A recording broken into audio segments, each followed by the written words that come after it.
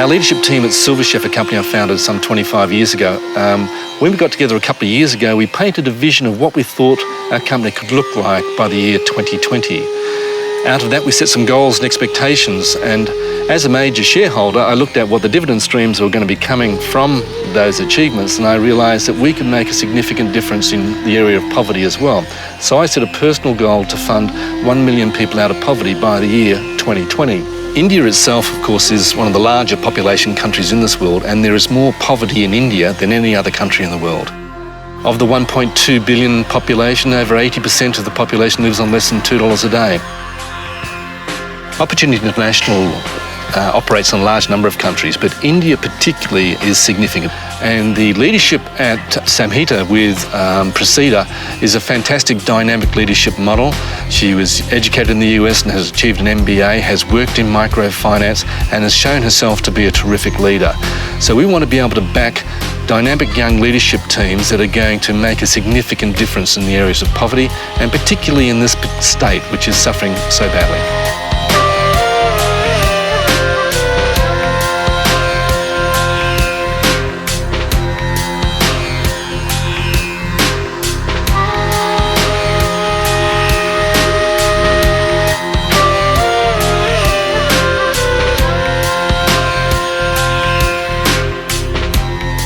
For our members, we start out with microfinance, but we don't end with microfinance as such. We started out with microfinance services because that helps build communities faster. So once microfinance groups are formed, we want to use these groups as distribution channels for providing other non-financial services. You must have seen that the health indicators for Madhya Pradesh were pretty low. So we also started out a health education program ranging from maternal health to hygiene and sanitation, and we show these clips in the nights to in the villages where microfinance clients are. Beyond that, we also started a financial literacy program covering a range of topics about household budgeting, preparing for different kinds of expenses like unexpected expenses, expected expenses, the kind of things that they need to know before taking up an insurance policy or saving for old age, or taking what kind of loans they should be taking and not taking too many loans. We also want to set up some livelihood activities in areas which are really remote. How many villages and slums does Samhita currently work in? We work in around 3,000 villages and about 1,000 slums. Most of them need working capital to either start businesses as well as for asset purchasing.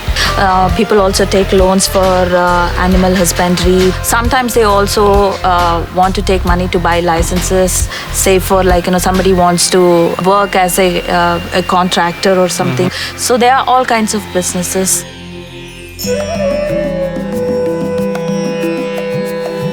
During my time in India, I met many of Samhita's clients, honest and hard-working people, struggling to carve out a living in conditions that most people would find difficult to comprehend.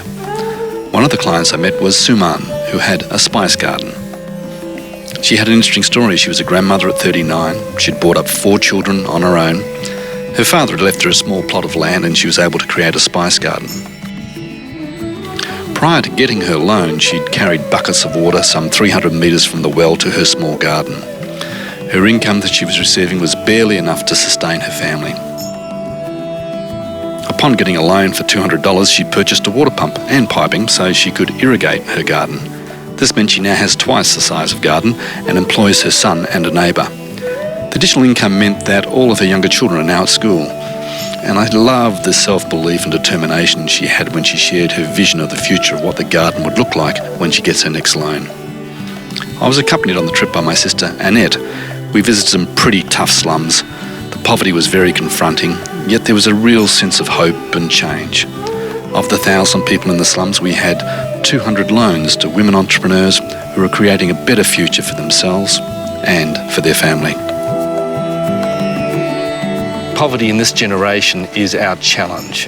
In past generations, they've had challenges like the abolition of slavery, and that was that generational challenge, and they're able to achieve it. I think for our generation, we have the resources to resolve world poverty. We just need to have the application and desire to do so. And I think that's our challenge, and I'm really about trying to make poverty history like many, many others in this world.